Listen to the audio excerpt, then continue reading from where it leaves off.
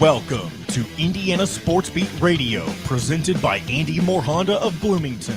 Know your role and shut your mouth, you jabroni! Fires upfield into the end zone. It is caught. Jelani Woods, touchdown! ISB! A 43-point night for Tyrese Halliburton. How do you like that, partner? Galloway drives all the way to the hole, throws it up, got it! And Indiana's got their first lead of this contest. It's pretty simple. I win. Google me. Now, here's your host, Jim Coyle. Hey, everybody, welcome aboard. It is Monday. Thank you so much for being with us here on this, the 26th? Man, flying through this month. And I appreciate you being with us on this early Monday. Like I said, brought to you by our good friends and powered by Andy Moore Honda. Just go to andymorehonda.com to get more to your door and the best in new and used vehicles. Start things off quickly today, of course, with our friend Greg Rakestraw from the ISB Sports Network. Busy weekend. The girls wrap things up, and no better place to start with the hometown Lanesville Eagles with another state championship, Greg. How about that, huh? The high school now has appeared in 5 state championship games, have won 3 of them. During my days, since my days wrapped just as single-class sports were ending, we had won, when I graduated, we had won 3 team sectional championships in school history. There was a 4th before the single-class era ended, and because there are still a handful of sports that are single class, like say tennis, wrestling, track and field, etc. The boys tennis team actually added a 5th in the fall because they got kicked out of the New Albany sectional, and then that helped their chances tremendously. So there are now an equal number of state championship appearances versus single class sectionals in school history. So there's your early morning argument for class sports right there. I was going to say, anybody that still has the argument, that ship has sailed, especially as more and more we talk about the disparity at the top. That's the bigger thing, I think. But anyway, congratulations. I don't want to take this off of to the Hintons and to schools like Lanesville who are able to bring it. Let me tell you how big school or town Lanesville is.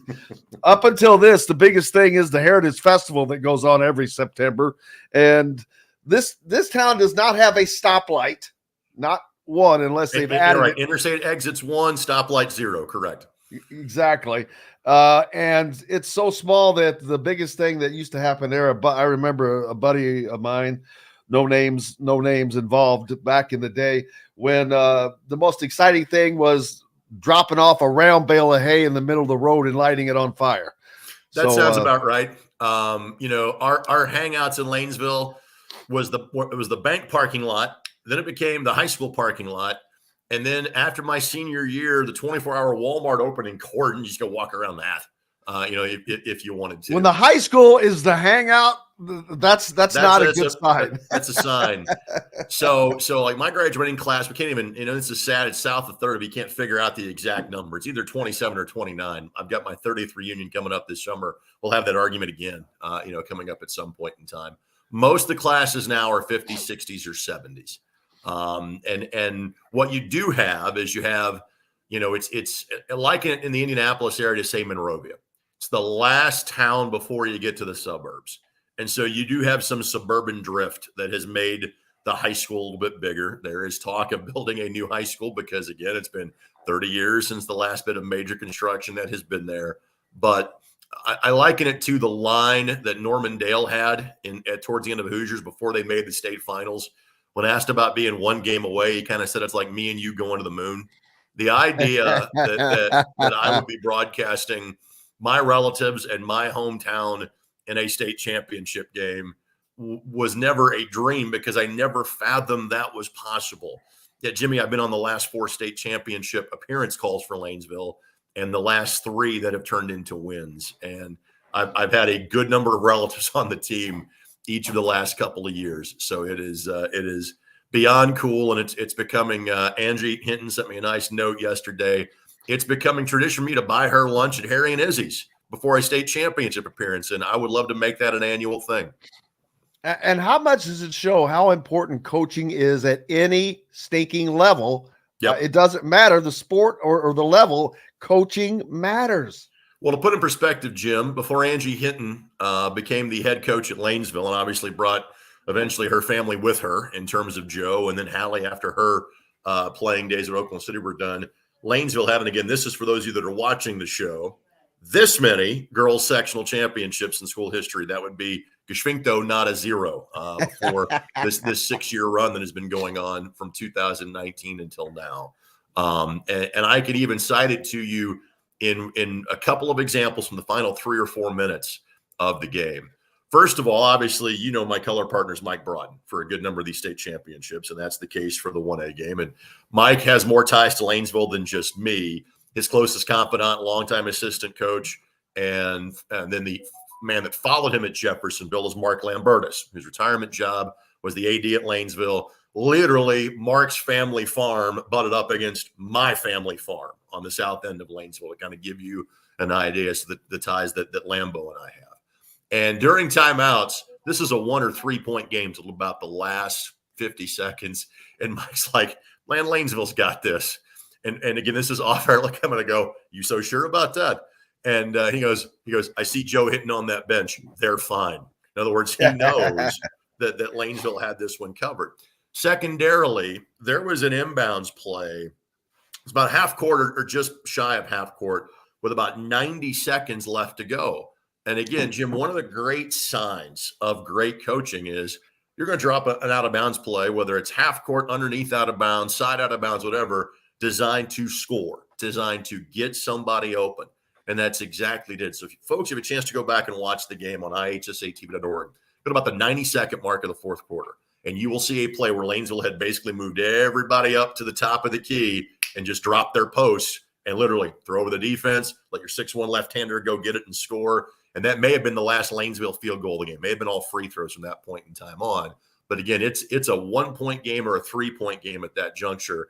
And there is nearly 1,000 wins of coaching that's on that Lanesville bench. And in one of the biggest moments of the game, without your best player who hurt her knee at the end of the first quarter, you devise a way to draw something up to go win the game. I mean, it's just, again, coaching means a lot in this scenario. Experience, baby. Experience. Yes, big time.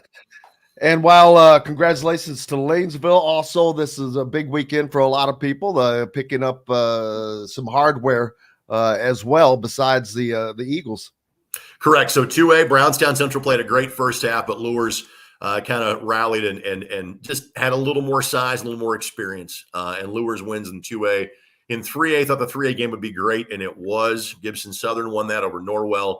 The 4A game we thought would be probably lopsided, and it was. Lawrence Central is set up potentially for a 2 or 3 year run because they bring everybody back, and they've got potentially 4 Division I players on that team, 2 of them that have the same last name as the coach, the Lampley sisters. Mom's the head coach.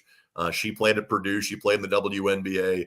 And Lawrence Central, a school that traditionally has been kind of a wasteland for girls basketball. They had won 1 sectional before this year, and that was 37 years ago. They go 30-1. Their lone loss was to a team from George Rogers Clark in Kentucky by a point. And they are set up to potentially go back-to-back, if not three-peat. They have a dynasty on their hands on the northeast side of town. What is up next now? Sure. Well, so now that we make the transition, the girls' tournament ends, and of course, 3 days later, here comes the boys' state tournament. So I'll be camping out at Lawrence North, and I know the sectional at Seymour has a lot of storylines. We can certainly get to that if you want to. But there's always the debate in terms of what's the better sectional locally. Is it sectional 8, that is the Hamilton County sectional with Zionsville thrown in, which happens to have teams 1, 2, and 3 in the state in it this year, in terms of Fishers, Noblesville, and Westfield? Is it sectional 10, which tends to rotate amongst the Indianapolis schools, but it has 3 of the top 10 teams in that group as well, with the county champ Lawrence North, the city champ in Attucks, and oh, by the way, Cathedral, that won the state championship a couple of years ago and ended their season by beating Louisville Trinity on Friday night, a really good Cathedral team. And then you've got sectional 9, which has improved dramatically because Anderson maybe isn't to their North Central Conference heyday level of good, but is the second best team in that league behind Kokomo. And then you have got the growth of the east side suburban schools which is Mount Vernon, which is primarily sophomores, but probably a couple of 3 Division I kids on that team eventually. Greenfield Central, which obviously has an IU target in Braylon Mullins that is a Mr. Basketball candidate of several next year, and they're the last undefeated team in the state. New Pal with a young man named Julius Gizzy, whose older brother and sister both play at the small college level. Julius went from a 9-point per game scorer last year to a 30-point per game scorer this season. And you just got good. And Richmond has their best team in probably 10 years too. So sectionals 8, 9, and 10 in Central Indiana, Jim, are just ridiculous. The winner of sectional 8 goes northern half of the bracket, and we'll see Kokomo in the regional round, which will be a tremendous game. And then the teams in 9 and 10 will go to Southport likely for their regional, and potentially awaiting a bit of a different team coming from Southern Indiana. We'll see how it plays out in a couple of weeks. Absolutely. Michael's suggesting Hamilton County is the sectional of death. He has heard me say that. So the group of death reference is commonly used in the World Cup. And you know that I'm a soccer nerd as well as being a hoop head as well. And so I will drop that every once in a while in the pairing show. And Hamilton County is usually either the sectional of death or, simply put, especially this was the case I wanted to say maybe last year or 2 years ago, where I think like on the girls' side, like the fewest wins of any team in that sectional in sectional 8 was 14 going into the postseason. And so, where I said, simply put, this is the best sectional in any sport in the state of Indiana, period, every year. But this year, 8, 9, and 10, it's a 3-way death match for those sectionals, because again, the talent around here is so stinking good. Renato making a good point. Does going back to Lanesville, they go up? Yes. Oh wow. Yes. So that's going to be a first, huh? Well, the baseball team, because they made back-to-back state finals in 16 and 17, played in 2A in 18 and 19, and actually won a sectional in 2A. It's either 18 or not. One of the 2 years they won it, hosted and won a 2A sectional. So, and to stay up, you have to have a combination of 3 points, and that basically means you have to have won a sectional championship and a regional championship in back-to-back years to stay up. So it is a 2-year run to 2A. Lanesville, again, should be very competitive in 2A, but what is interesting, and obviously all the sectionals are going to get moved around because we're changing what the classifications are going to be. 4A is going to be smaller, 1A is going to be bigger. There is a good chance in 2A that the 2 state finalists in the southern half of the state in the morning session are in the same sectional. That Lanesville and Brownstown could be in the same sectional, and Brownstown graduated just 1 kid off of that team that made a 2A state championship game. So that could be a big impediment in each other's path next year, and we will probably learn that. My guess is probably sectional alignments will probably for next year come out usually sometime in April, I think is when that usually comes down the pike. We'll be looking forward to that and everything that ISC Sports has coming up this week with all the boys action as that starts up, and that should be a fun one as well. Absolutely. And again, a reminder to folks that once you get to the sectional and regional round, everything online is ihsaatv.org. That's exclusive. However, the good news is it's completely free. So no pay-per-view the first 2 rounds of the tournament. Pay-per-view kicks back in for the semi-state. But again, for the semi-state, if you can't make it to Seymour or you can't make it to Washington, whatever your region, your semi-state side is, it's $20 to watch all 24 games. So it's less than $1 a game at the semi-state round. But if you're paying for a pay-per-view link for sectional or regional, they're spamming you. Don't click on that link. There you go. There's the news right from the source. Greg Rakestraw, cannot thank you enough, my friend. Look forward to next week. Thanks, Jimmy. You betcha. Hey, we've got lots more coming up here on Indiana Sports Beat Radio. Of course, the voice of the Hoosiers, Don Fischer, joins us next, and lots more as Dustin Dopirak will be on later on in the second hour. Travis Miller as well. Plenty coming at you. Brought to you by our good friends from Hoosier Hanks East over off of College Mall Road here in Bloomington, where you can find the Indiana basketball postgame show. Back with more right after this. We'll be right back for more Indiana Sports Beat Radio with Jim Coyle, presented by Andy Moore Honda of Bloomington. In the market. Dun, dun, dun,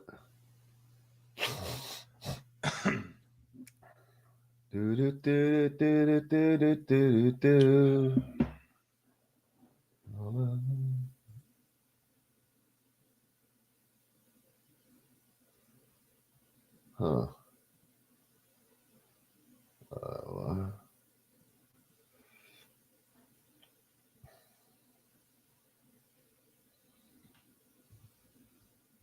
Wrong one. Thank you very much.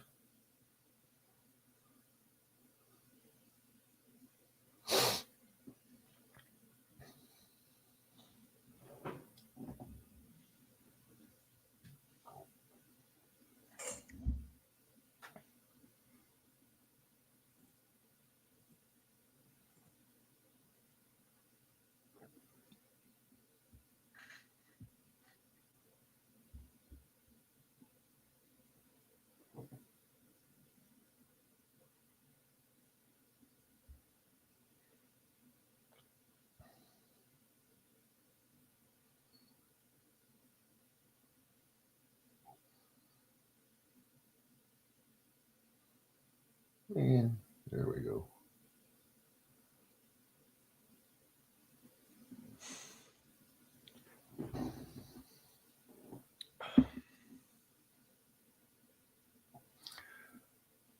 Man, the Filipkowski thing, I don't know how much he was really injured. I hate to say that. I didn't get a good look at it, but I agree with you that there probably is a likelihood that they talked about if they were to storm the court on them, how to, cause a ruckus about it. So who knows? Good morning, Don. How you doing? We are doing okay. We're doing well. Yeah, nobody's doing great right now. Nobody's doing great if you're an Indiana fan. I did go back and watch your one-on-one with Signetti, though. I thought that was really good. Yeah, he's really fun to talk to. I like him a lot. I hope he can do the things that he says he can do. Because if he can, we'll at least have the football team to look forward to next year. And that is saying something. That is saying something. No question about it. 25 seconds, Jimbo. Don, have you ever seen a bigger a change in let's see, I don't know how to put it, but the first presser for Kurt and his most recent presser, it was like two different people. There we go. Very Part of the comfortable. Wild Food Group is your butcher, baker, and fish house, no matter where you live. This segment is brought to you by the Chop Shop, home of the Indiana football and men's basketball coaches shows. Welcome back to Indiana Sports Beat Radio with Jim Coyle, presented by Andy Moore Honda of Bloomington. Welcome back, Indiana Sports Beat Radio. It's Monday, late February, the 26th. And you know what that means. It's time for Don Fischer, the voice of the Hoosiers. Don, how was your weekend other than the obvious? It wasn't all that great, to be honest about it. The weather was halfway decent, but I just didn't get to do the things that I like to do when I have time, if you know what I mean. Absolutely. It's getting closer to that season, unfortunately or fortunately, and I guess it depends on how people look at that. But Indiana is their men's basketball program continuing to, I don't want to use the word tank, but not performing to the level that they need to perform at against teams that they absolutely need to rise up to. And now Indiana swept by Penn State, Nebraska, and Northwestern. That I say that because that is just something of significance for a program that is not accustomed to that, and the fans there, of course, as well, not accustomed to that, and therefore voicing their displeasure. Well, there's no question. They booed them off the floor halftime of the Nebraska ball game. Indiana was down 51-31 at halftime of that contest. Have you ever seen, not to interrupt you, but I don't ever recall. There have been a few times where they've been booed, but never at home at halftime. I don't recall that ever. I've seen it. I have seen it. Yeah. It wasn't as demonstrative as that booing was for the Nebraska game. but they've been booed off the floor before. I can't honestly tell you when, because I know it's happened a couple of times here in recent years. But you know what? At this juncture, I understand the frustration of the fan base. I understand the disappointment that the fan base has. And I agree with it. But at the same time, I also realize that there's nobody more frustrated than the coaching staff and the players. They are all dealing with this just like the fan base is, and they're dealing with it because it's on them. And so that's the one thing I do know. So to sit here and pound on these guys a little bit at this juncture, I don't like doing that, but you have to be realistic about what's going on at this point. And this team has lost 5 games at home this year. That hasn't happened in quite some time. I don't know. I haven't looked up to see when the last time was, but it hasn't happened very often in the years that I've been at IU, and I've been here a long time, as everyone knows. That said, you've got to find a way to dig your way out of this. I think confidence with this ball club right now is the biggest issue. That and the fact that nobody seems to be able to take the bull by the horn, so to speak. Trey Galloway fights his butt off out there every ball game. I love that kid. He gives everything he's got, but sometimes it just doesn't go the way he'd like it to. There's little question that the frustration level with this ball club right now and the way that they're playing has hit an all-time high. And I say that because you can't lose 4 in a row here at the end. 8 of your last 10 have been losses. And there doesn't seem to be any way to dig out of it unless they have some kind of I don't want to say miracle game, but one of their best performances of the season. And that is almost impossible to get at this juncture when you are struggling and you're spiraling downhill. The fight that this team had early in the year, I think, was exceptional because they won a lot of close ball games that maybe shouldn't have been that close, but they found ways to win those contests. Now it's not happening. They make comebacks. They got, I think, within 3 points of Nebraska. They got within 3 points of Penn State. But the game against Penn State was a much closer game all the way through. I mean, they never really trailed by more than 8 or 10 points in that contest. And they just seemed like they had a chance all the way through that game and just couldn't put it together at the end. So right now, the frustration level is high for everybody. And like I said, no more so than for the coaching staff and for the players. Yeah, and 4 games left in the regular season for this Indiana team. So it is what it is as far as what to look forward to, which means, honestly, one more game in the Big Ten tournament, a minimum. But that is the end. That's the extent of what fans should look forward or have to look forward to this year. And I don't mean that in a negative way. It's just the honesty of what it is. And that's not something that anyone expected when this season began. There was more. The expectations obviously were higher with the return of the players that did come back and the addition of players like Khalil Ware, who exceeded expectations, to be honest with you, his play, because everyone said, well, he didn't play hard at Oregon and didn't do this. He's been Indiana's probably most consistent player on the season. Well, he and Malik Renew. Renew has been very consistent too, except that he had this little downturn here in the last 4 or 5 ball games. Not this last game because he had 27 in that contest. But Malik, he went through a little stumbling block area there too, where he wasn't playing his best, got himself into foul trouble early. I think frustration was a part of what he was dealing with there. But he did come back, and he's had a couple of good ball games since. I don't think there's any doubt that Ware has been a pretty consistent performer for this ball club.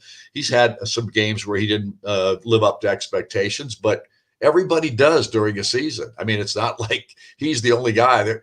I mean, the biggest problem that this ball club has had of late, in my opinion, is they have gotten nothing consistently off the bench. Zero. I mean, it's just been a real struggle to get guys coming off the bench. You had Anthony Leal, who had a couple of really good ball games that he gave Indiana. Gunn gave him a couple sporadic performances that were critical at the time that was necessary to be critically good. He helped them win, I think, the Ohio State game and the Michigan game. I think those were two where he came in and gave them some really solid minutes. Anthony Walker, who was the best guy off the bench on a consistent basis throughout much of the season, here the last third of the year has almost been unheard from. And at times he hasn't played in a couple ball games. So those are coaches' decisions. And, we don't know what's happening off the court. And behind the scenes, so to speak, of guys not playing hard or practicing hard, or who knows what the reasons were that he didn't play. But all of a sudden, he's kind of gone down the tubes. And so where are you going to get your help? And the guys that start in this ball club have been getting into foul trouble. Malik has had that issue. Ware's had it for 2 or 3 ball games here in the last 5 or 6 contests. Galloway's been the one guy that you can count on to play a lot of minutes in almost every ball game, and Trey has had his issues, as everybody knows. And again, he's playing out of position. So, what's the answer? Well, at this point, it's finding a way to win a ball game, and they've got another chance tomorrow night when they take on Wisconsin, they're 5-5 since Indiana played them the first time, and they beat Indiana soundly in that ball game in Madison, but Indiana was able to put points on the scoreboard in that contest, just not enough, because they got beat 91-79, something like that, in a game that in the second half it was just kind of up and down the floor, nobody playing any defense. So, but it's a Wisconsin team that's beatable. They can be beat, but Indiana's going to have one of their best performances of the season, and certainly here in the last 10 ball games or so, if they're going to come up with a victory. Yeah, Wisconsin is a team that I was thinking had things going before that loss that they had to Purdue, which at that time they were still very much in play for the Big Ten title. But they had lost a game just before that Purdue game, which turned into 4 straight, which turned into 5 out of 6 games, which they've still lost 2 out of 7, 2 out of 7 games. They've not been winning. They've lost to virtually everyone. They've lost to Nebraska. They lost to Michigan. They lost to Rutgers. Right. They lost to Iowa. So this is one of the opportunities that Indiana does have to find a win if they can find the ability to do the basic fundamental things that got them beat against Penn State, which was simply the inability to hit free throws, which, wow, shocker there, and the inability to hit from behind the arc.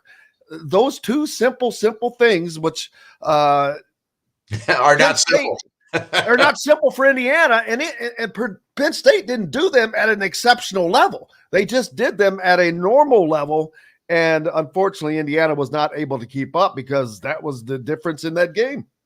Well, right now, the only way that this team can turn it around is to get out there and just get rid of all that negative thinking, get rid of the negative feelings that they have, play the game like they know they can play it, be physical on the floor, don't get into foul trouble physical. I'm talking about being physical from the standpoint, play your game, play with the energy level that you need to play with. The intensity has got to be there.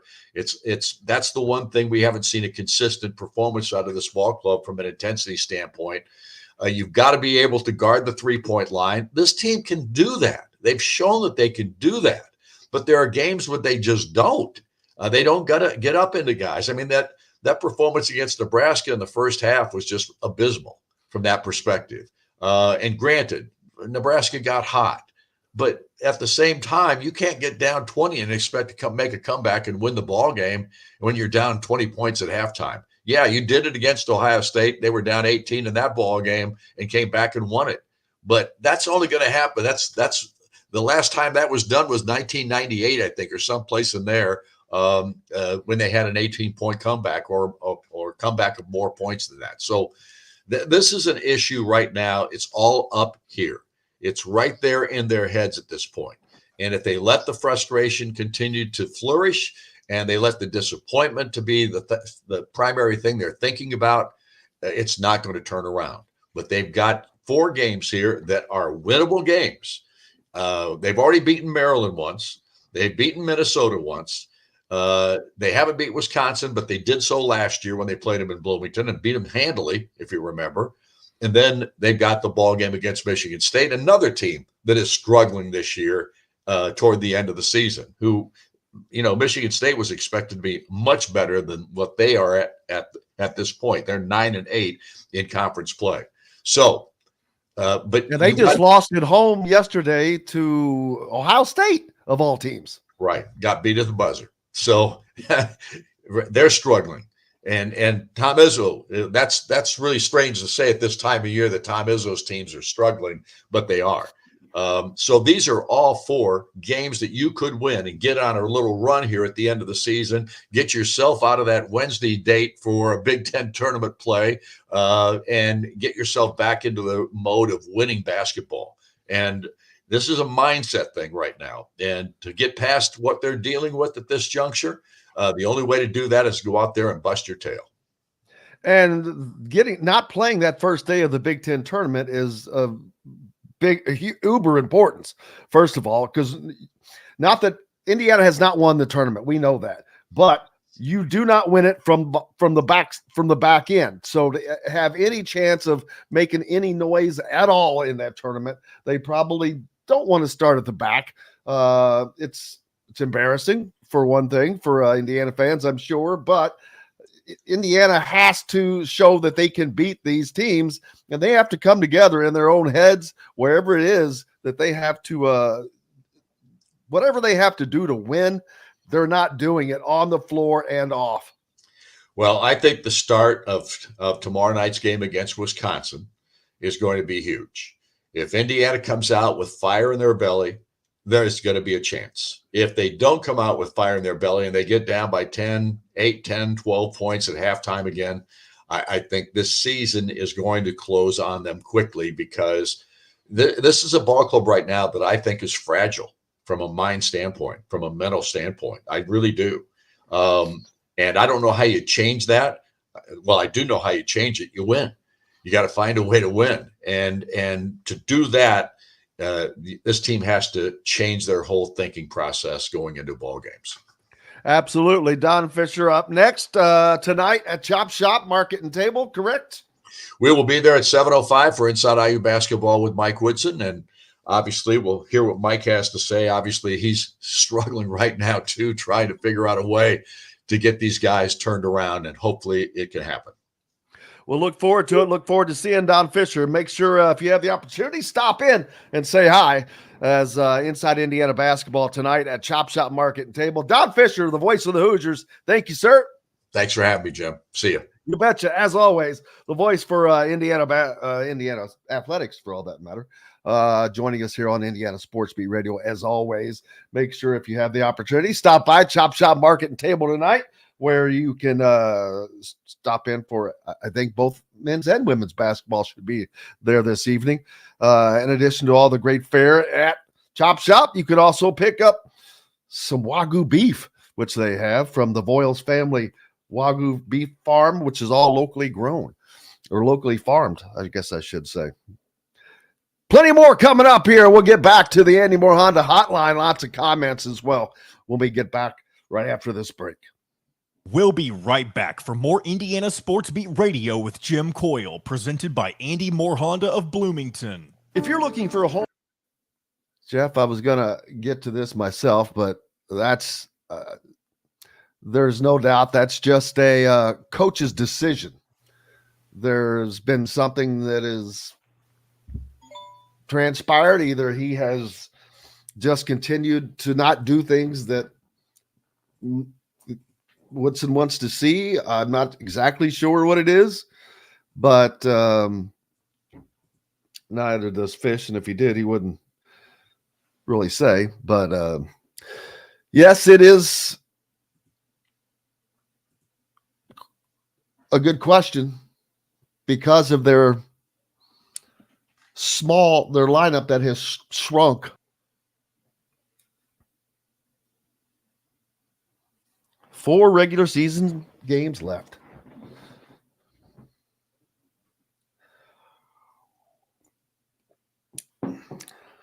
But we're here all the time, people, so don't leave. Congratulations to Bishop Lures, ladies.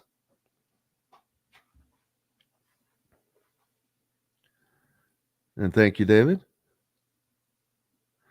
Exiled. That's a good question. That's a good way to put it. Exiled, baby. Well, I knew what you were saying. Yeah, it was.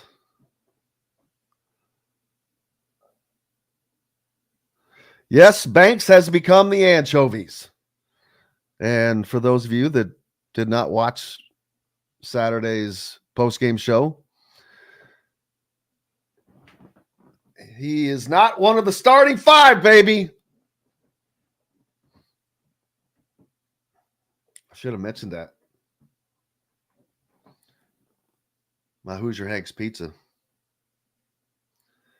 Yeah, I don't know about this Philip Kowski injury BS.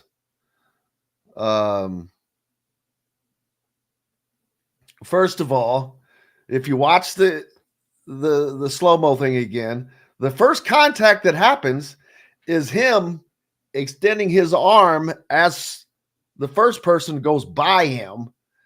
Instead of, if I'm in that situation personally, I'm holding my arm up, and there's no way that someone is not going to see you because you're taller than everybody, and no one's going to purposely want to run into you.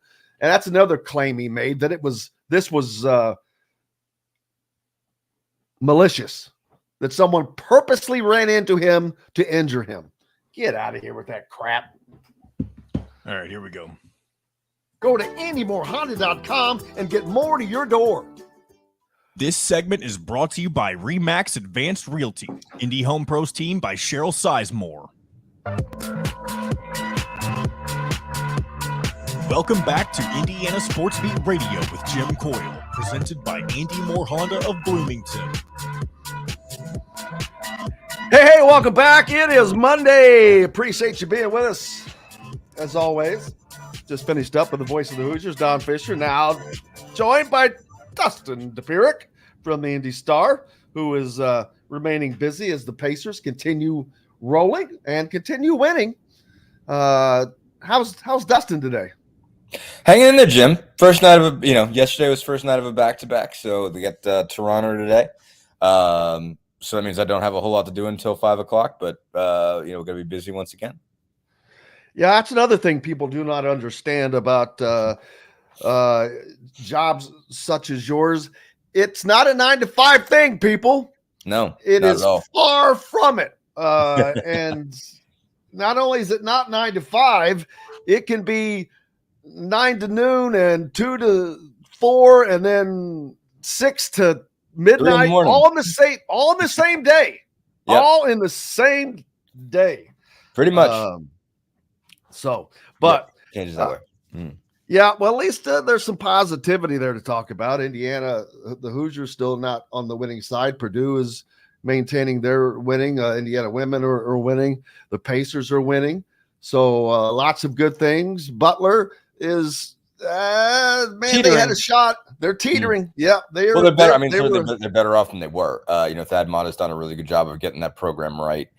In a short period of time, basically. Obviously a year ago, everyone was wondering, okay, what's going to happen, with Butler. But just to be back in the discussion of, even being on or close to the bubble, is just says a lot for Thad Mott and how quickly he's been able to get that right.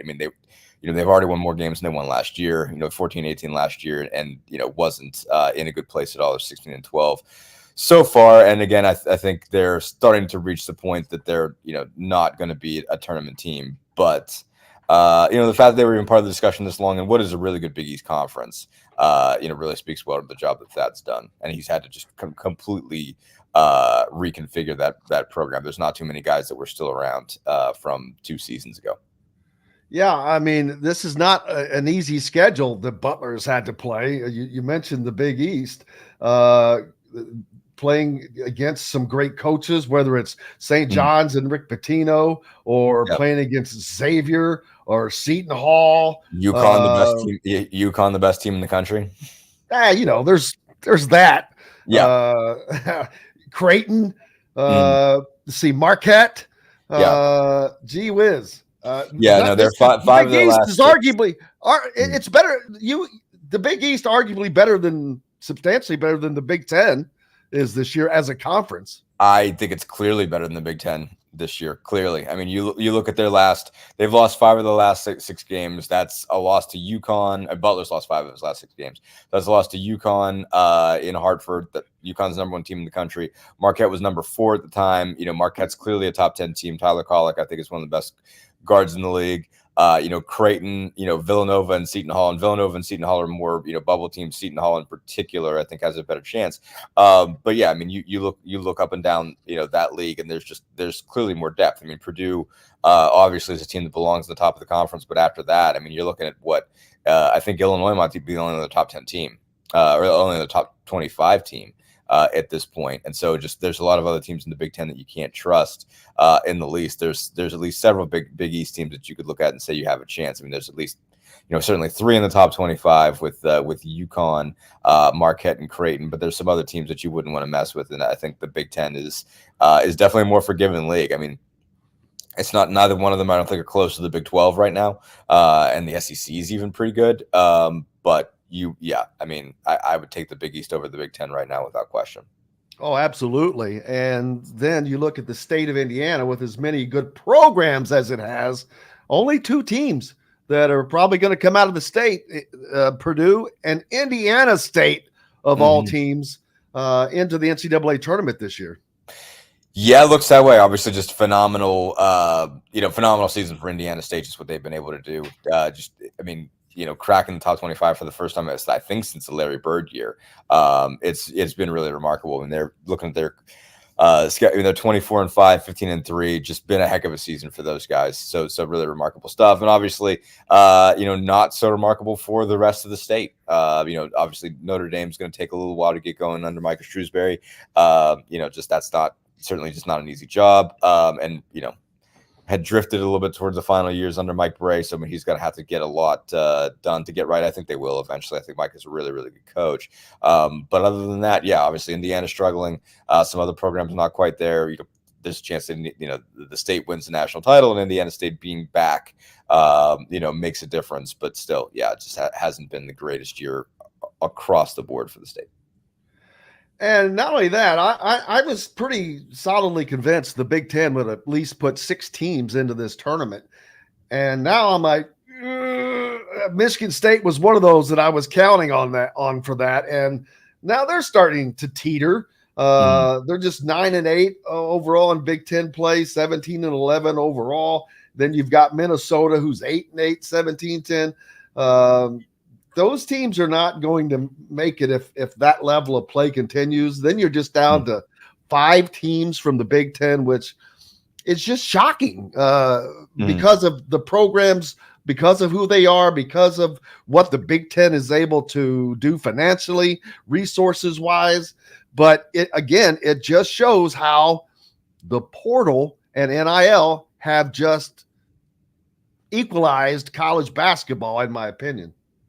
Yeah, for the most part, and just, it's wild to look at this and think, how could some of these programs, considering what the NIL is, be the ones that are struggling? I mean, look at the table on just, Ohio State and Michigan are currently like last and next to last in the Big Ten right now. Exactly. Is two of the most premier programs when you come to money-making schools, nothing to do with basketball, just money makers.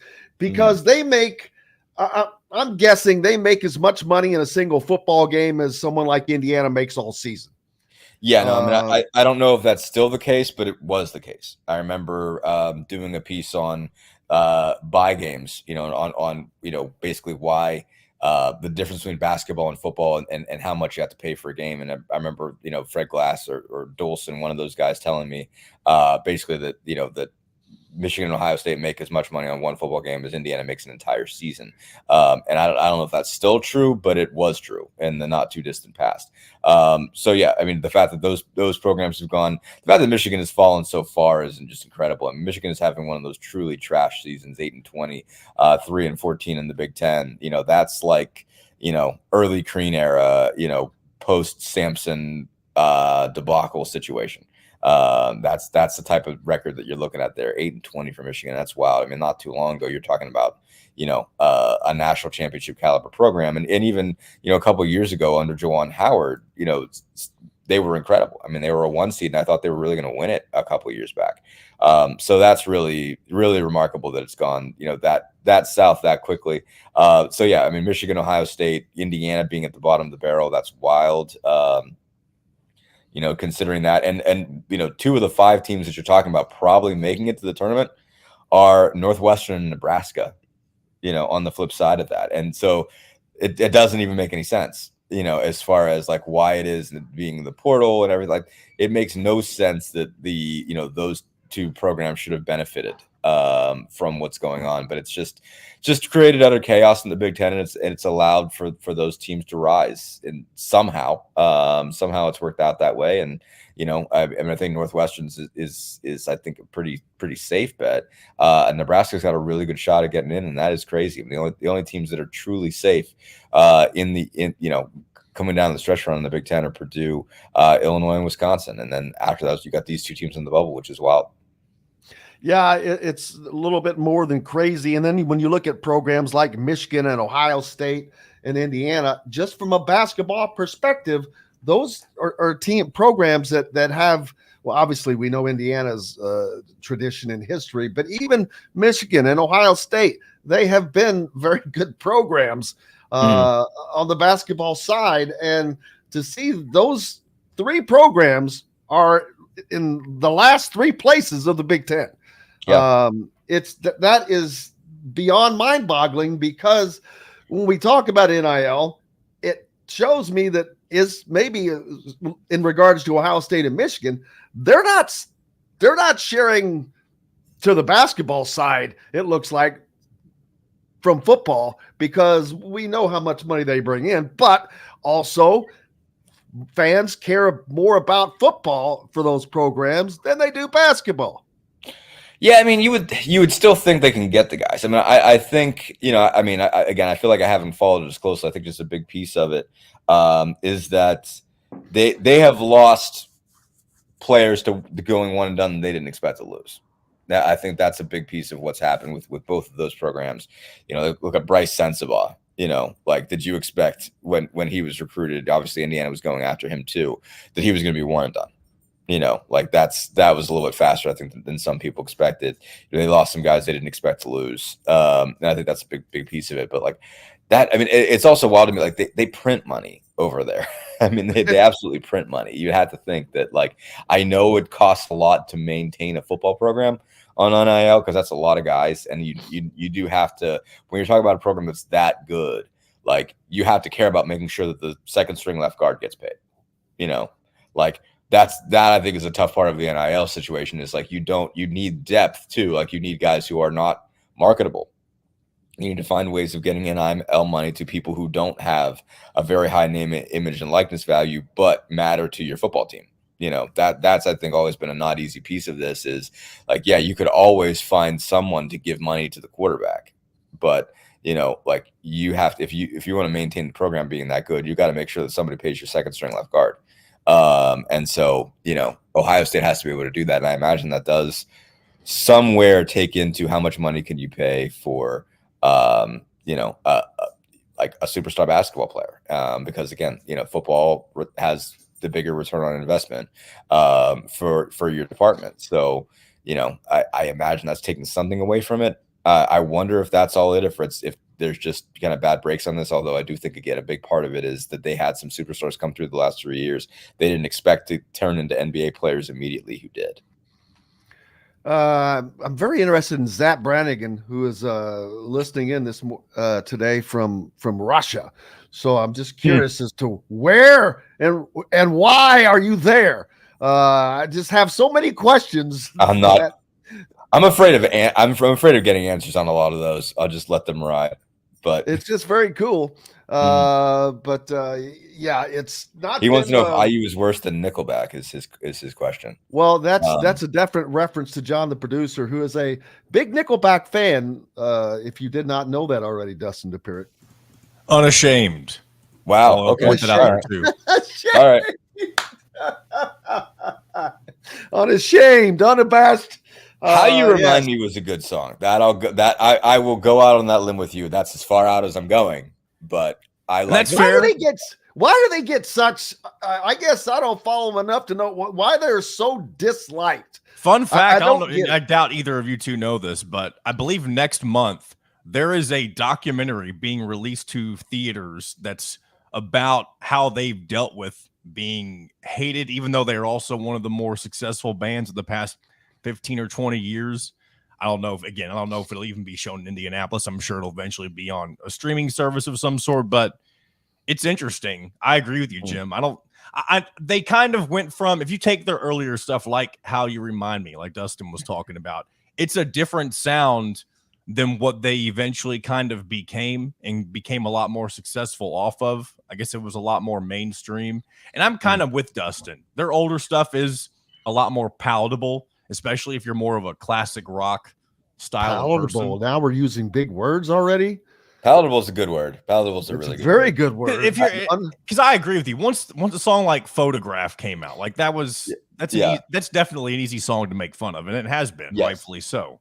Yes, it's well. I mean, like there's also a time and place piece to it. There's I would watch this documentary. I would think there'll be a special showing in Fort Wayne. Is my perception. Why is that? I don't know. It's the only place I have found unironic Nickelback fans. Like I'm not kidding. I mean, I'm like gonna have to ask. We'll have to spend a lot of time in Fort Wayne in the Run and Slam days. So I really got to really take in the place. This is when Lamont Pope lived there, so we spent some time out and about in Fort Wayne. So like that. That is where I know I know that I promise you there are real Nickelback fans. They are serious. They're not messing around. It's not a joke. It's not ironic at all. Like Nickelback and bands like them have a great thing, and get a great reception in Fort Wayne. Allen County War Coliseum, War Memorial Coliseum. They do host a lot of those Nickelback stuff. Saliva, Shinedown makes their runs through there every once in a while. Foothold. Yeah, constant foothold out there. I think it was just that stage. They represented kind of the either peak of or nadir, however way you want to look at it, of that era of radio rock. Of leather pants, of I don't know, just that. Like wow. And some of it's not terrible. Some of it's terrible. Some of it's truly terrible. And I do have a wide, like, I don't just listen to butt rock, as a lot of people call it. There it is. I do. That was the term I was trying to avoid and not. It is not say on the air, but you said it, and that it is a guilty I've never pleasure. even heard that term. You've never. So people will call it dad rock as well. It has a lot of very derogatory words that describe it. Yeah, it was a period in time. Nickelback, Saliva, like it involved leather pants. It was like kind of in its own way a hair metal revival, not quite, but it was like kind of, there are connections to that. I see what you mean. Like it was all about the stardom more so than the music. Yes, and at a time when there was like kind of an indie subgenre that was becoming more mainstream, and so like they stood as a like counterweight to that, I guess. I don't know. They were it was kind of the aftermath of the grunge era. Yes, and it lost the grunge ethos too. Yeah. Okay. Now that we've done that, Jim's like, let's hit a hard break and y'all can get back on track. Good idea. Sounds great. I wish I was a part of the EA Sports that I could sign up for that. There you go. Getting, was it Get just money. $600? Oh, was that all they got? That's it. Hey, Dustin Dopirak from the Indy Stars with us. Lots more coming up here on Indiana Sports Beat Radio. Back right after this break. We'll be right back for more Indiana Sports Beat Radio with Jim Coyle, presented by Andy Moore Honda of Bloomington. In the market? Holy moly. When does the combine start? Everybody's in town today. I don't know, like, when does the combine start?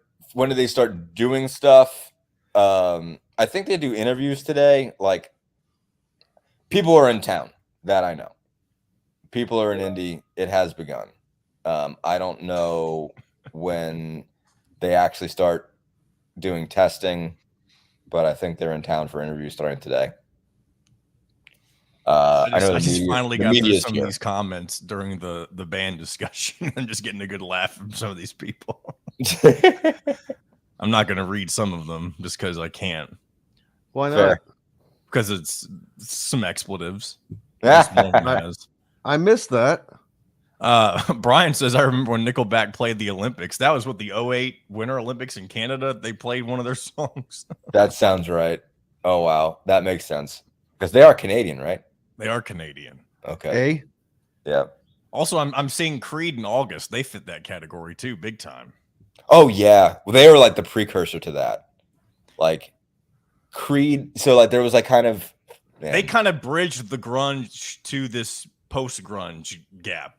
Because they're not like super flashy like Nickelback, I guess, tried to be, but they also have a very large amount of haters for whatever reason.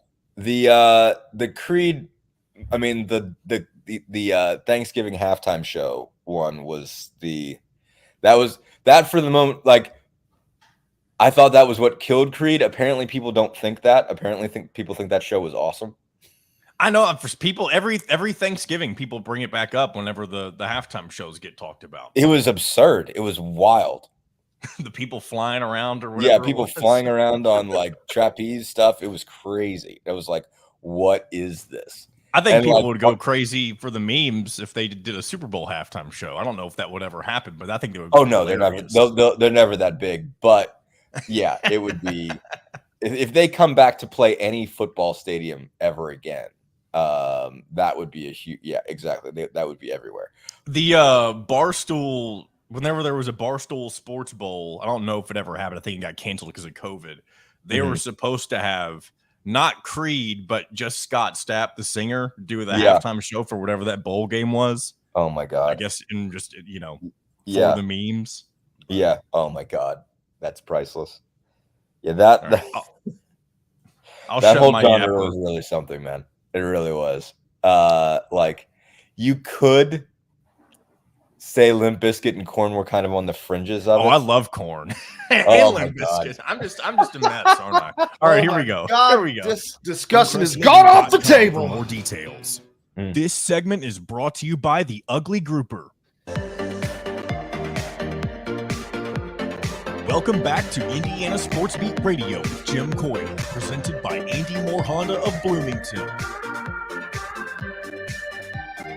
Welcome back, Indiana Sports Beat Radio on this Monday. Thank you so much for being with us. The great Dustin Dopirak from the Indy Star with us. Normally, he's the Pacers beat writer, but he is our man about town. Talks about everything because he's ubiquitous. He is just I'm everywhere. All knowing. And I would not go that far. I don't want to ignore the Pacers and the good work that they've done. So just getting back after the All-Star break, they've won 3 in a row. 3 in a row now. One at the end of the break, one before the break. They beat Toronto. Dallas was a pretty big win last night. For them Dallas had won 7 straight. Pacers managed to beat them. Miles Turner had 33 points. Tyrese Halliburton is back to pretty close to full health, so that's a big piece. He's off the minutes restriction, so he's back to playing his regular minutes. So that goes a long way. They're back to 6th in the East. They got a little bit of a cushion there, a little bit. I think a game and a half, or maybe it's just a full. I think it's just a full game on Miami and Orlando now. And they're closing on Philadelphia for 5th, so that pack is starting to tighten a little bit. And so they're in a position where they're really just playing for 6th place in the East, which would go a long way if they could manage to get themselves to a 3-6 series. I think they have a shot to win it. Frankly, if they can just avoid the play-in round, then that could go a long way for them for sure. I'm just trying to see how many games actually you have left. It's barely over 20 games, right? 24. I believe it's 24. I think they went in with 26, so they've played 2 so far. They played Toronto tonight. They played New Orleans Wednesday, so Mr. Cody Zeller will be back in town. So that's where they stand. But it goes fast and furious. I mean, we're talking mid-April it'll be over, so less than 2 months, and that'll be at the end of the regular season. But they've got about 24 left, and they just kind of have to hold serve. If they're a playoff team, if they just get to 500, and they're not too far away from 41 gets you there. That should get them to at least the postseason, and so they obviously want to be better than that. If they can sort of stay on the pace they're at, sixth is in play, fifth is in play. Philly has been falling pretty hard since they lost Joel Embiid, with the meniscus tear. So they are, they're in better shape. They were kind of stumbling going into the stretch, but they got healthy for the most part. Aaron Nesmith's still out with an ankle injury, but don't expect him to be out too much longer. So they're getting close to being, firing at full barrels there. The bet this year will be who goes further in the playoffs, the Pacers, Purdue, or Indiana State. I mean, Purdue's in good shape. I mean, it's just a question of can they solve the same problems they've had. But they are sturdier. I definitely like the composition of that team a lot more. I think Lance Jones really does a whole lot for them. I think that puts them in a lot better shape against some of the teams that have beat them, against the teams that have smaller, quicker guards.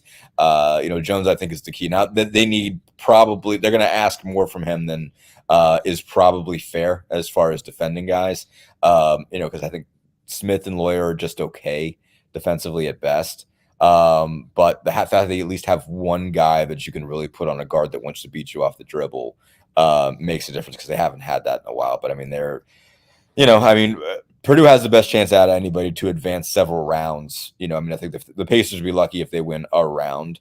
But that would be a deal. That would be a significant achievement for them. If they could win a best of 7 series, that would go. If they could just get to the semifinals, that would be a big deal.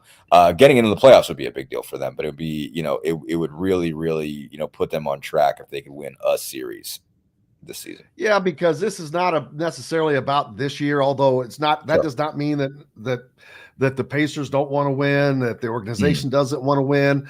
At the same time, there's also common sense. You kind of know where you are in the pecking order, and you know what you need to continue to grow, and that's where the Pacers are, at least to me. So winning a series, like you said, shows growth and the ability to grow more. And I'm sure that they'll always be looking to see, all right, is there something we need to do to tweak the roster, like they did before the trade deadline? But they've got to get above. Man, the Pacers have lived in this middle.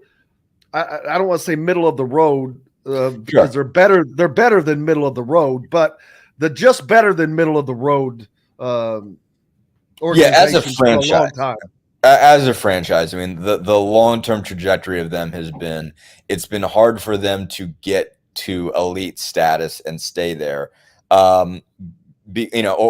because mostly they've never been bad enough to draft really high, and it's only they had 2 top 9 picks in a row, and that's the first time they had a top 9 pick since 1989. The last guy that they picked prior to Bennedict Mathurin, in the top 9, was George McLeod. And before that, it was Rick Smits, and in 88 and 89 in those 2 drafts. So they have been pretty good. And on some level, it's been a detriment, because, they've ultimately been their best teams generally got beaten by guys who went number 1, Shaq, in 2000, obviously, when they got to the finals, and then in the LeBron era, they had teams that got to the Eastern Conference Finals, and they kept getting beat by Miami. And so when Miami had LeBron and Dwayne Wade, and obviously the Heat didn't draft him, he came from Cleveland, but still, they kept getting beat by generational talents. As good as teams as they were able to put together, it was usually some generational talented player that beat them. A little bit different than the 03, 04, period. Obviously, we had Mouse at the Palace and whatnot. But that's been an issue for them long term, is just not drafting high enough to get a superstar. Obviously, in this case, they managed to trade for one in Tyrese Halliburton, a guy that you could put somewhere in that scale. And sort of creates this window that you can look forward and say, okay, somewhere in the distance you can build a championship team around him, or at least you have to think that you can. Because he's a guy that makes a lot of other people better. You go get Siakam's an all-star, and suddenly you've changed that window. It's probably earlier than you were thinking, or at least you have to figure out how do you use that asset to make your next move. You have to figure that you've got to make a play for him and keep him long term. You don't want to lose a player of that caliber this offseason. Certainly don't lose him for nothing, at least. So that's going to take a really good offer, and then you got to figure out, okay, can you win with Siakam, at his peak? Can you push for a title at that piece? What does that require? What else are you going to need around those two guys? Can they be, the core two pieces for a championship team? So they've got a lot of questions to answer. It's a tough spot because I think, they had to get a second all-star. I don't know that Mathurin was trending towards that quite yet. It might take them a while to get there. So they kind of accelerated, getting into their sort of championship window, but I don't know that they're there yet. So there's a lot of questions that they have to ask just in terms of what they're building towards, what's kind of the target years that you're thinking you expect to be, a really top 3 in the East team that has a chance to be the top team in the East. So yeah, a lot of questions go into it. And to your point, at the deadline, they move on from Buddy Hield. I think they're a worse team right now from moving on from Buddy Hield, but their kind of explanation for it was, you were going to lose him for nothing in the offseason. He wasn't going to take the offer they were going to give them. So you wanted to get something that could, save you for now and McDermott, and some currency that you could use moving forward in trades. They obviously got a couple second-round picks as part of that deal, and they could move them along with other pieces to get something bigger. So, that's them looking forward, but I do think they made themselves a little bit worse, for this season. I think, McDermott's fine, but I think you're seeing, Buddy Hield was still a lot more productive than McDermott was. I think their second unit, if they would have had Hield and Mathurin together, could have been really, really good down the stretch. And I think that would have made a difference for them going forward. And I think they will lose some games on the basis of not having as much firepower in the second unit as they did. Absolutely. Now switching gears, I guess I should have talked more about this in the previous segment, but back to Indiana, which is not your beat, but just because you have covered it, and just from the common sense standpoint, even if Indiana loses out, I do not see any change happening. And I know that the fans keep getting more and more revved up with each loss, understandably. But unless this were to come from Mike Woodson, I cannot imagine a change coming, and especially from his demeanor that he has no plans to go anywhere as of this moment. And so I expect there to be no change in that regard, because that would require a lot of Indiana. And I just don't think that they're willing to put the program through that at this time, which the response could be, well, they're putting it through something else. But I just don't see that happening. I don't. I mean, I think I kind of think he's got it. Again, he did take them to the tournament the first 2 years, and so this season is becoming, it's in the sense that a basketball season can be a disaster, because a disaster is a word that means something much darker and damaging than anything that happens in sports. But this is about as bad as year 3 could have gone. But I kind of do think he has earned the right to try to fix this mess, I guess is the best way to put it. I mean, I think this year, finally told him he was able to kind of paper over whatever inexperience he had in terms of getting into, how college was going to be different. And this is kind of all of that piling up on him at once. And so I think he's got to at least be given a year to say, all right, I figured out all my mistakes. Let me address them, and see if I can get that right.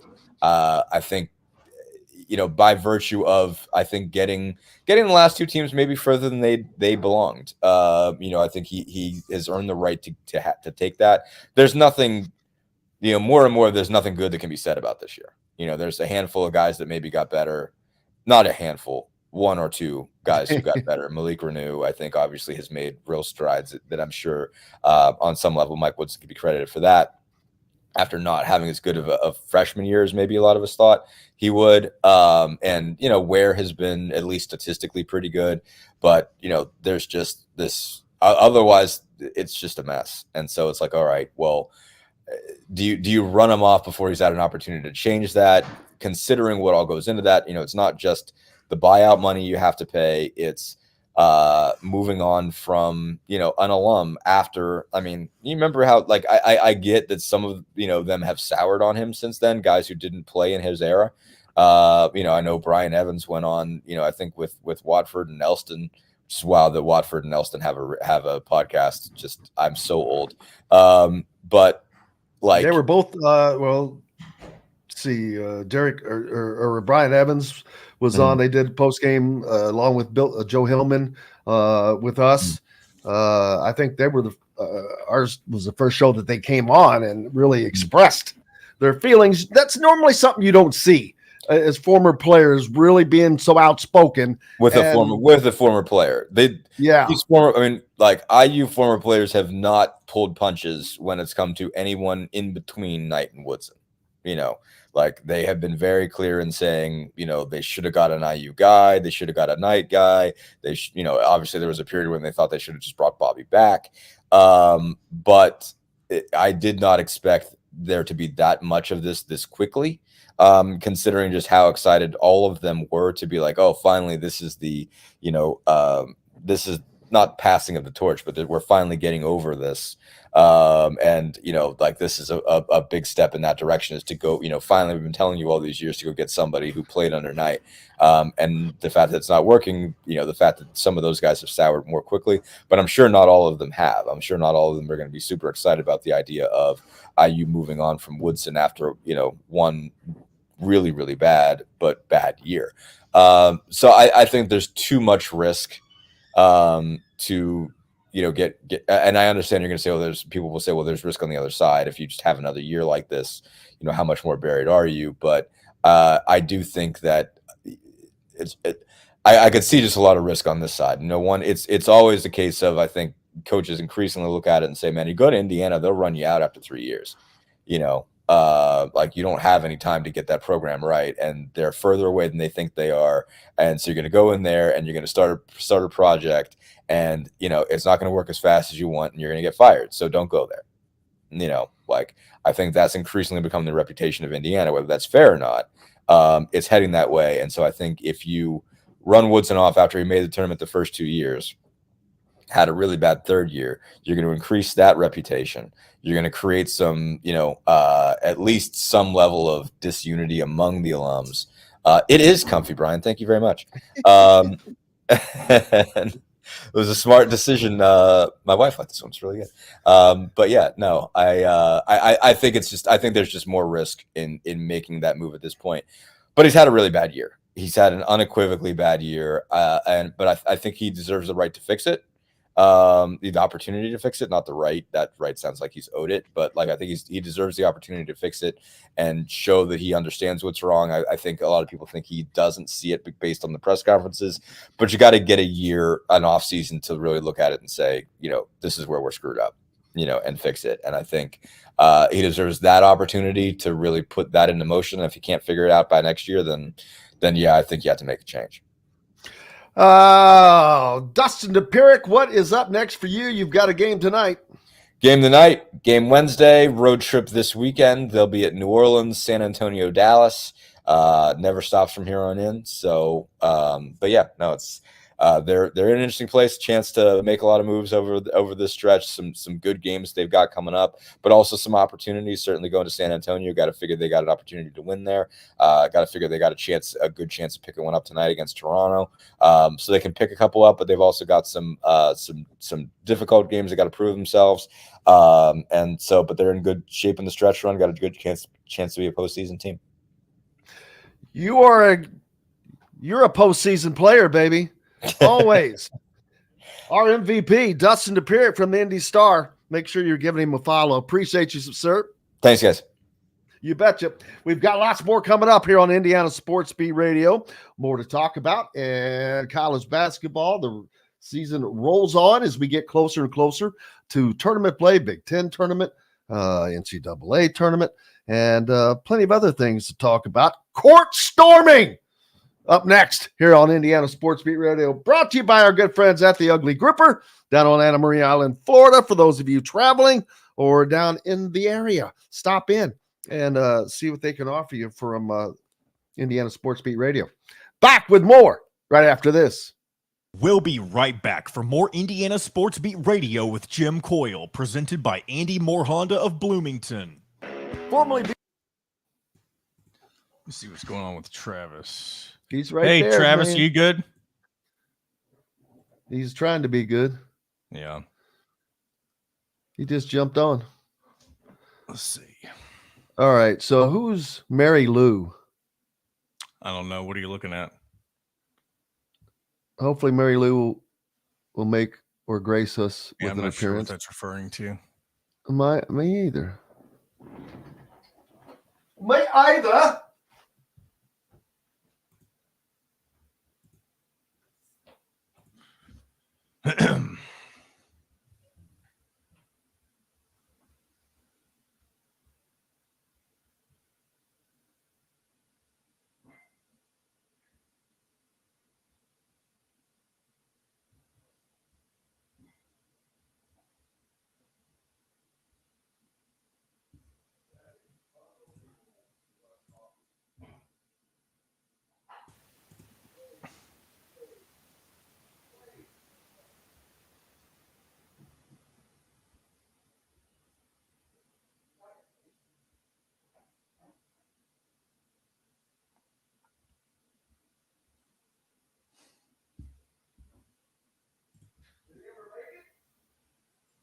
He disconnected again. I guess he's trying something else.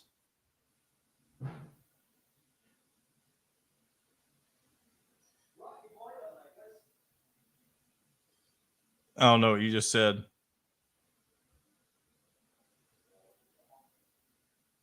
Looks like it's going to be a beautiful day.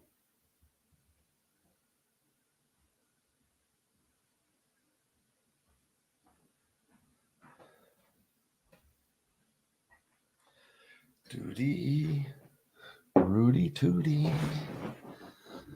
Court storming, baby.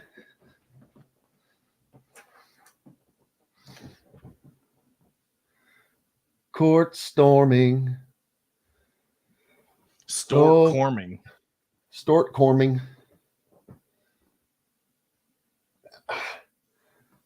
And here's another thing that cracked me up. If you look at the picture, the guy that's supposedly helping, one of the guys that's helping him off, all he's doing is going, F you, F you. And yet I'm like, are you concerned with helping your guy off or more concerned with F you and a bunch of people? All right, here we go. Travis, I'll try to see if he's having an issue or why he's having issues. Yeah. Days or get 0.9% APR financing for 36 months on a 2023 Honda Ridgeline. Go to AndyMooreHonda.com and get more to your door. This segment is brought to you by Reynolds Family Dentistry in Sellersburg. Welcome back to Indiana Sports Beat Radio with Jim Coyle, presented by Andy Moore Honda of Bloomington. All right, welcome back to the top three. I don't know. Sounds like a contest. Sounds like some kind of contest you're about to line up for us. Like a 70s game show or something. Sometimes we switch it up a little bit. Wow. Just let that roll. All right. Let's see. Scores over the weekend. In college basketball, a great weekend. Big games, of course. Kentucky and Alabama. Here's a great stat for you. This was the highest over and under, I think, in 37 years. I think, no, that's not right. But it was the highest over and under possibly ever in college basketball. I cannot remember that. But it eclipsed it by 37 points. in the Alabama-Kentucky game.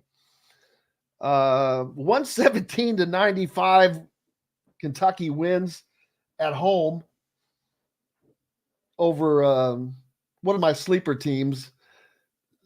See, that Alabama, that scares me when you can get run out of your own game. And I know that's on the road, but UConn, they continue to roll, a 78-54 win over Villanova.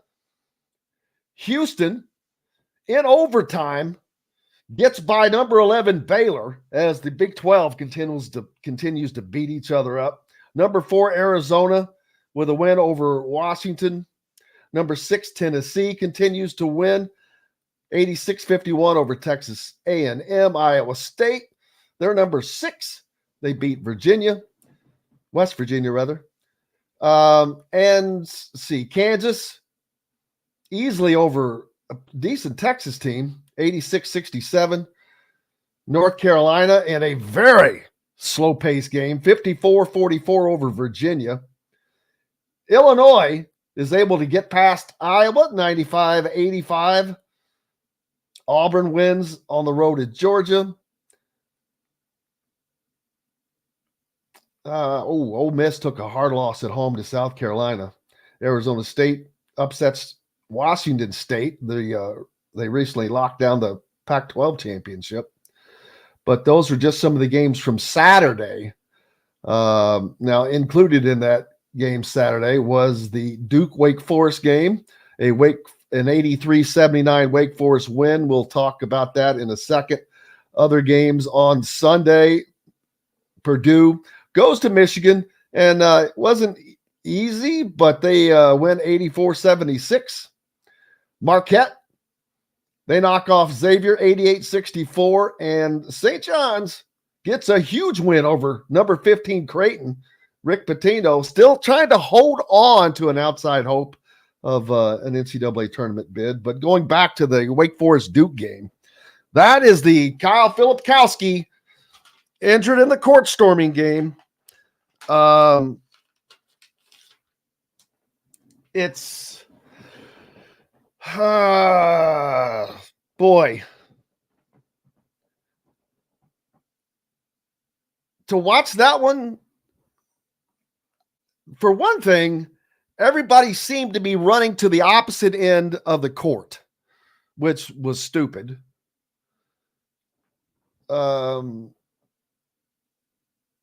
Yeah, that's not a great situation. I'm going to be the first one to say. At the same time, there's blame to go around here. If you think for a second this is a court storming situation, why not prepare yourself? As now, you cannot blame players for idiots storming onto the court, especially when you see idiots that are just waving their phones over their heads and they're just obliviously running around.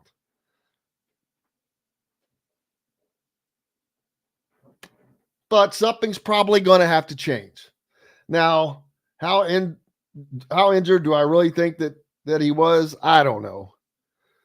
At the same time, I do know this, that the first blow was one that he delivered to someone he could have simply stopped as this person went running by, the first person I'm talking about. But instead, he puts a forearm shiver into them and fairly certain knocked them to the ground. And then instead of paying attention to this oncoming movement of people, he just kept walking across, oblivious to what was coming. Now, he's the tallest guy on the court at that moment. So if you turn around and just hold your hand up, I'm pretty sure people are not going to run into you, even those oblivious people. You have to also pay attention to what's going on.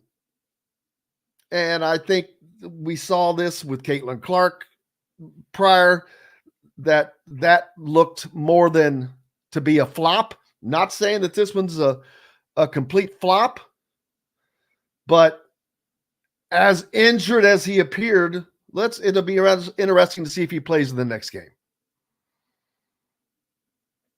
But I don't think that he was as injured as he appeared to be. And one of the guys that was helping him off seemed more involved with wanting to yell at people, and as opposed to helping his teammate off. But why are you storming the court beating a number 8 team? That was my first question. I'm like, well, didn't they beat Duke? Surely they've beaten Duke before, and which they have. And Duke is number 8. It's not like they're the number 1 team in the country or something. They're not a team that's favored to win it all.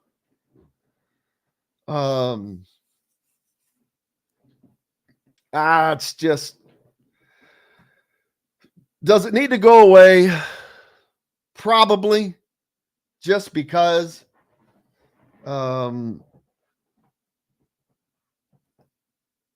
people are just dumb.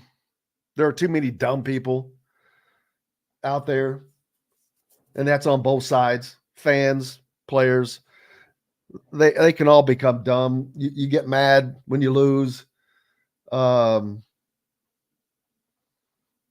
You noticed how winning players never get ran over?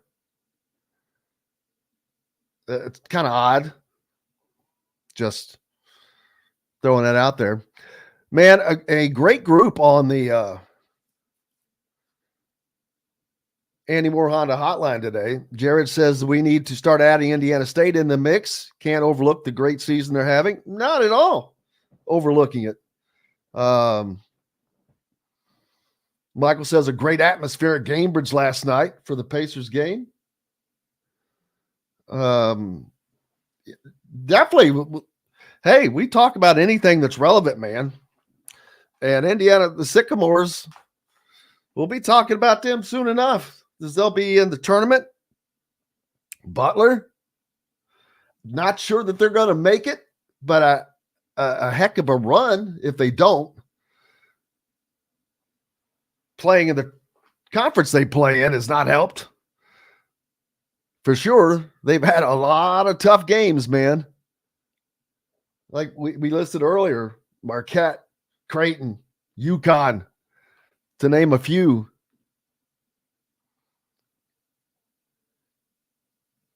Zap says he heard that IU can hire me and Dustin for $75,000. They can spend all that extra money on a team full of power forwards. Banner, there you go. I wouldn't sell myself that short, Zap, when they're giving millions of dollars out, but I can definitely be purchased to be fired to be paid. There's no question there. Michael says ESPN matchup predictor gives Indiana a 27% chance of beating Wisconsin. I get that. Back to the coaching. Russell says he doesn't know if we have coaching experience. Well, has that mattered? Just a question. I missed Pete's question. Sorry about that. I still want to know where Zap is in Russia and how this came to be. That's kind of mind-boggling. Zap says the shooting and the guards are overrated. Now, I think he may be talking about the Pacers. That's what happens when you jump back on to the comments a little late, because there are tons of them. But here's a great point by Taterology. When you're in the NBA, you have a general manager. General manager builds the team. You coach the team. In college, you are the general manager. You have to build your team. You have to hire your assistants and then coach the team on top of that. He says Woodson has never had to build a roster or evaluate talent in the NBA. He had a GM. And that's a great point. It truly is. Because the one thing that I continue to point out is I'm not accustomed to a coach coming in and keeping the same assistants from a previously failed regime. And there was very little change in roster construction. Same players. So did they really do a better job, or were they already headed at least in that direction? I don't know. But Indiana as a program is they're at a crossroads, but they've been at a crossroads many, many times. They seem to get past it in a positive way, and they'll take 2 steps forward and 2 steps back. The scary part for me is that nothing has changed. And if you listen to the post-game shows with Todd Leary, nothing has changed.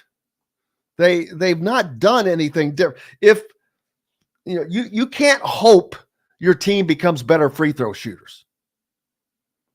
You just can't hope, because hope doesn't do anything. Hope does not make you better. Change makes you better. Whether that is a change in shooting style, a change in anything.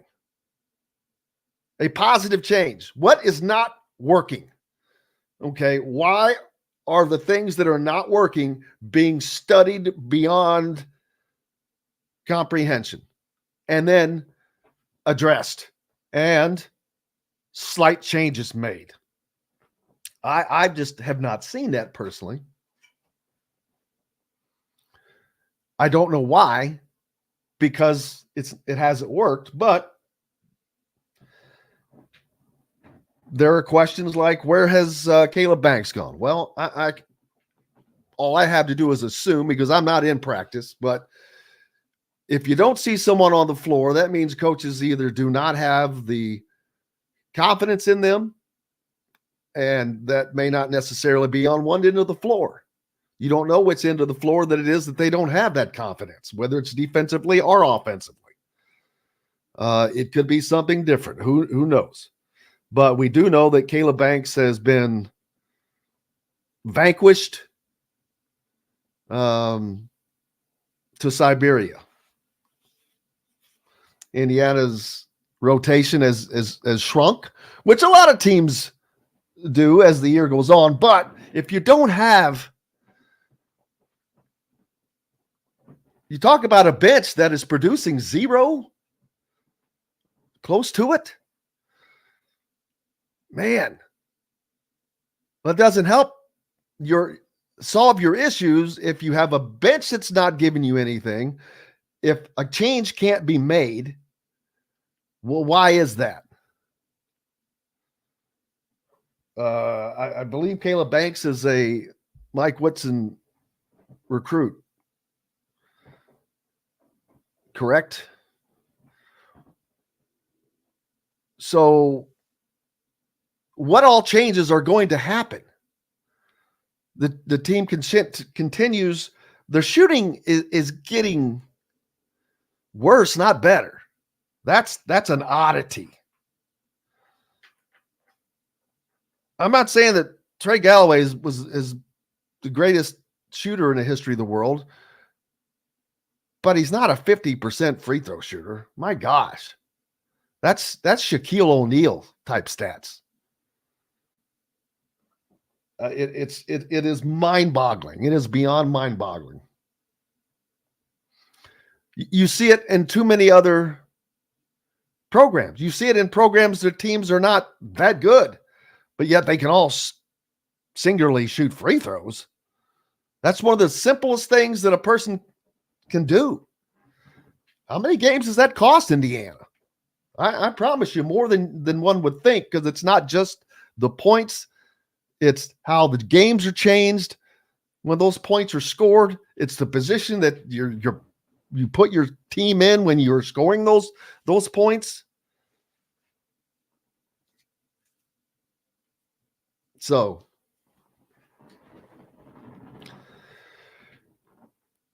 we'll see how that changes. Time to take a break. We've got more coming up here on Indiana Sports Beat Radio. Back with that and more right after this. We'll be right back for more Indiana Sports Beat Radio with Jim Coyle, presented by Andy Moore Honda of Bloomington. In the talk with Travis, he said that his phone was just not connecting with the internet, and he tried resetting it a few different times, and he's just having issues. We've been having problems with that lately. What is that? Who's we? It seems like we have been. I don't know anybody else who's had that issue. Didn't Zach have that problem just past Friday? No, Zach was on the road. He was in his car. I understand, but but wasn't he having a problem connecting? I don't remember what it was. He had something going on, but I don't know if it was the same thing. That's not an us issue, though. That's their phone issue, because we're fine. We're the ones running the show.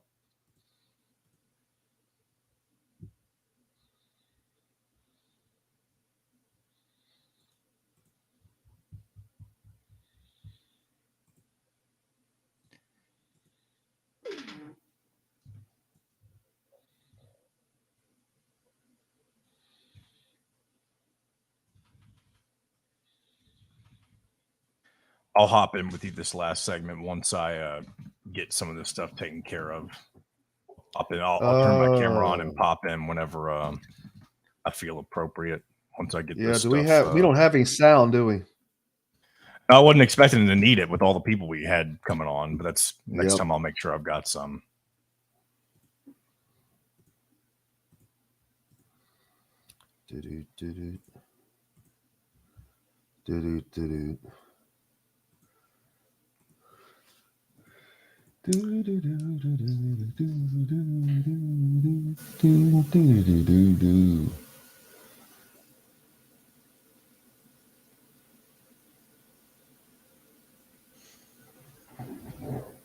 Oops.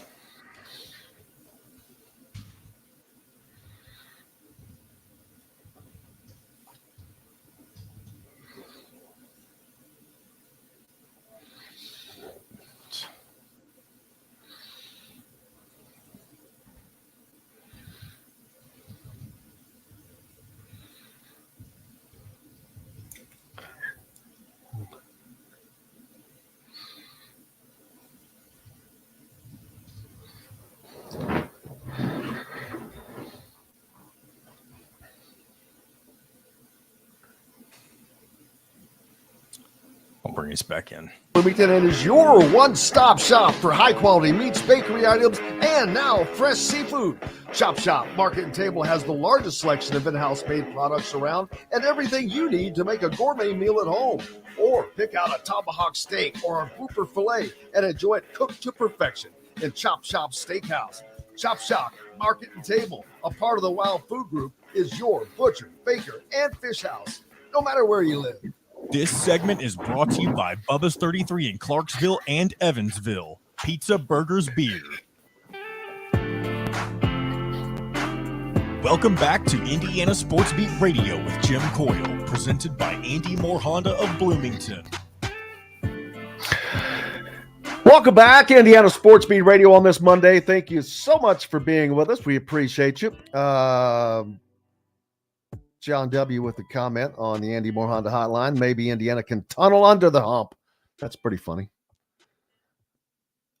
Mike Woodson will also have, you can go to Indiana Sports Beat's YouTube channel for Mike Woodson's pre-Wisconsin Q&A. Sign up there, subscribe. That way you don't ever miss anything. But some things that Woodson had to say was on this particular season, well, it would have been nice to have Xavier Johnson, to have him lead when things don't go well. Or to have him lead. That's where it stopped. When things don't go well, I point the finger at me. Sometimes coaches don't want to take the blame and they want to put it all on the players. I'm not that coach.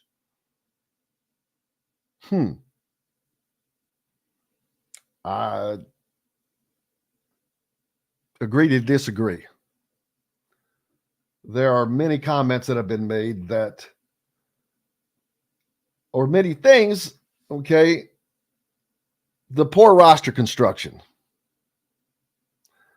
Why is that? Why was that? Why was there a scholarship left open when there was such a need in shooting and or guard play?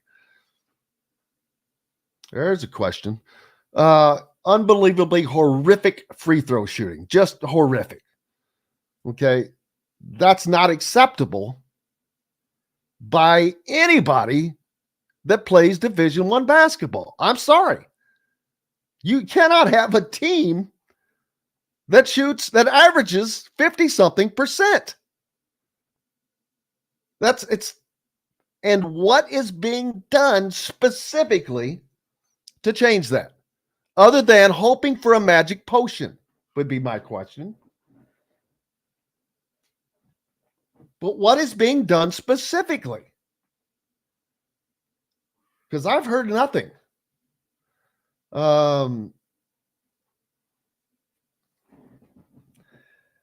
Obviously, he's feeling some pressure, but I don't know that it really is pressure the right word.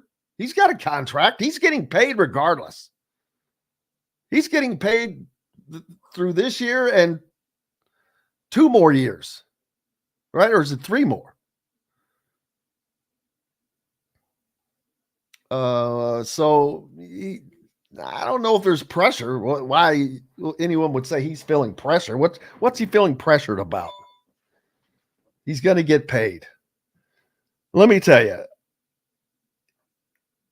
everybody listening knows what pressure is. If you didn't do your job, I'm going to guess that close to 99+% of the people that listen do not have or did not have jobs where if they didn't do their job, not only will they not get fired or wouldn't they get relieved, they certainly wouldn't be paid for 3 more years. So I'm not sure that there's pressure there personally. Which I think that's the problem. If you don't feel pressured, why would you change? Why would you do anything different?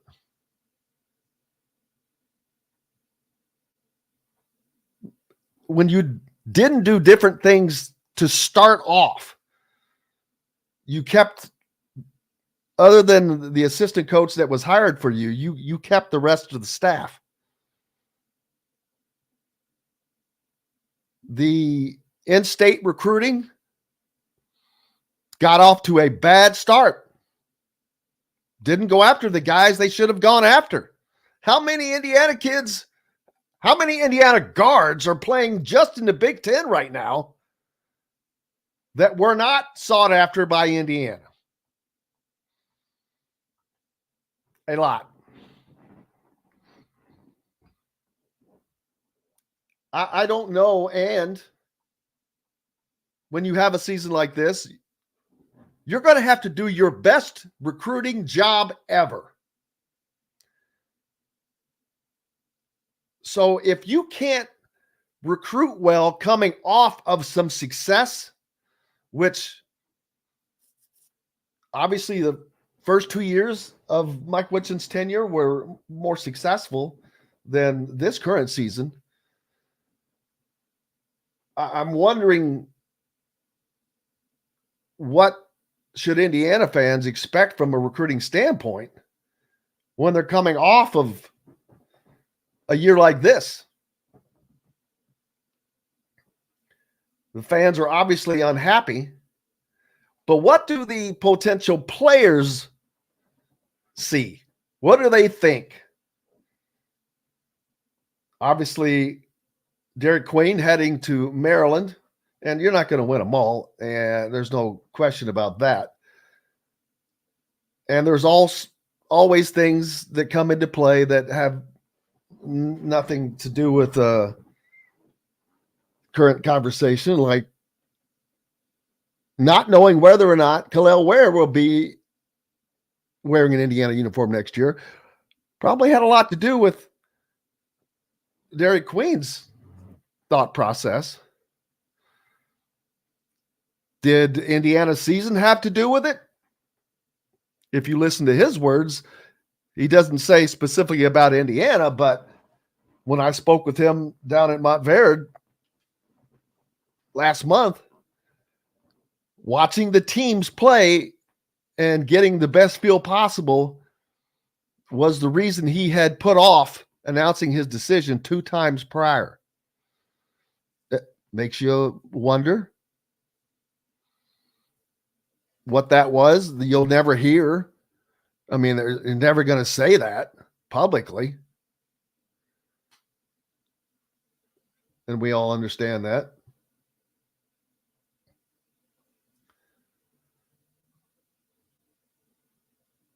Like Woodson said, when Indiana has won this year, they've won with both of their bigs on the floor. Okay. So in those games, you were able to not get beat by the 3-point shot, I guess, is what that is saying.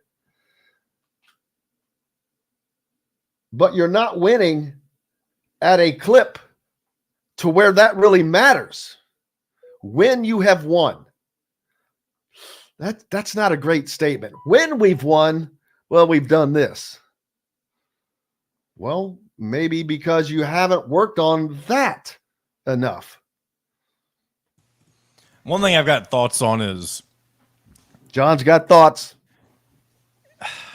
And I guess I'm sure it's not just frustrated everybody or myself, but everybody. But the worse things get, the more the excuses seem to pile up. And I think that might be the biggest red flag from any head coach. I'm not just singling out Mike Woodson, but it should be bothersome to fans that the person who is supposed to be figuring it out doesn't want to take full responsibility for the issues that are present. And I don't think this was evident as it is now earlier in the season, because he didn't go down this route of making excuses. But now that the season is officially a wash, it was already heading down that pathway of, from a month ago and earlier. But now that things have pretty much settled and we know where this team stands with only a few games left, it's the excuses are coming out. And really, the only way that he can rectify this is by showing in the offseason that he still cares and that he's willing to put in the work on the recruiting trail. And I think more specifically in the transfer portal to fill the holes that you were unable to fill last year. If you come into next season and it seems like you have an incomplete roster, we'll know before the first ball tips up or, the first game tips off what they're getting themselves into again. Personally, I don't think that he has had an understanding of the time commitment that it takes to be a college coach. Not just from the coaching standpoint alone, much less the other things like John just talked about, recruiting. It takes an unbelievable time commitment as a college basketball head coach. There is just a gigantic difference in what you need to know. And there's a reason why certain programs are successful, under certain coaches, period. And I agree that time has not been put in. It just can't have been. And I really wonder about the ability of the staff to recognize and develop talent that does not have a 5-star next to its name. And sometimes, obviously, even if they have that next to their name, while a little fun fact, Mbako, at least and it depends on which recruiting sites you looked at or you have looked at, but a lot of the Indiana players, at least the freshmen that Indiana has brought in under Mike Woodson, were no less than a 4-star. So, yeah, not all 5 stars, but at the same time, you're bringing in guys who should have natural talent. And it's just for some reason, the developmental department of this coaching staff hasn't come through the way that it should. You've already gotten 2 seasons now from CJ Gunn. You've seen him take baby steps. I think by now we've probably should have expected him to be more of a contributor than he is. He has had his moments. Obviously, you've talked about Caleb Banks today. He has become virtually non-existent, and that may be for reasons that we don't know. Obviously, Mackenzie Mbako has been fine, but a lot of people expect him to be something a whole lot more. I don't know how much that is on the staff just yet or more so on him. We won't know that either. It'll be interesting to see what he decides to do during this offseason. And same for Khalil Ware. And not in the exact same situation, obviously, but it'll be interesting to see if he decides to stick around or go ahead and make the jump for the NBA, because his stock has fallen. And it's not to say that he can't be a good NBA player, but his value, the way that NBA scouts see him, at least when you look at mock drafts, is not the way that he was looked at before, or at least earlier on in the season. And I don't know how much of that is because of the team success or him personally, but it'll be interesting to see how many of the pieces Indiana can keep around it. Because if they can keep, I've said this before, if they can keep Ware, if they can keep Mbako, if they can keep Renew, that's a good 3-man, that's a good group of guys to be able to build off of. If you can find the answers in your small ball game with the guards, if you can bring in at least 2 guys that are veterans, and they don't have to be elite, but they have to be consistent contributors, that is something that can give fans hope for next season if Mike Woodson's able to find that during the offseason. Yeah, I think that also what has to be found is an offense that works in college, and the players that facilitates those very things. You look at, we can use Purdue. Purdue has the players they need to run the system they run. Now, will that change? And does that change with or without Zach Edey? No. Go back and look. This is pretty much who they've been. Now, have they won a national championship? No. But you know what? A lot of teams have not won a national championship, first of all. So that doesn't make it negligible for what they do. It just hasn't been. Purdue simply just has not had enough elite talent at some of those positions, I think. I think they've been consistently good, but not consistently great. And that's, Indiana will have some players that are better, but the system is not. This current system, I don't know what it is, to be honest with you, other than to just run it through the middle. Get the ball to Malik Renew, get the ball to Khalil Ware, and, hence Mike Woodson saying, that can work if you've got somebody, if you've got people on the outside that can complement it, and they just don't. Well, and not only that, you have your point guard. Your point guard issue is in general is it could not be in a worse situation. I know we've got to wrap things up here in just a minute or so, but with that comes the leadership. This has been the team with the least amount of leadership that I can think of in the past 10 years for Indiana basketball. And that is obviously a staggering issue in more than one way. But you're going to have to find somebody this offseason who can step up and be that leader, whether that be somebody coming in from the portal or a veteran who is already on this roster. I typically think it's going to need to be somebody from the outside, and that's kind of unfortunate, honestly, but that may be the way you have to go. And Woodson's got a big job on his hands, not only to finish off this season, but before before the ball tips off next year. So we'll have to wait and see what happens.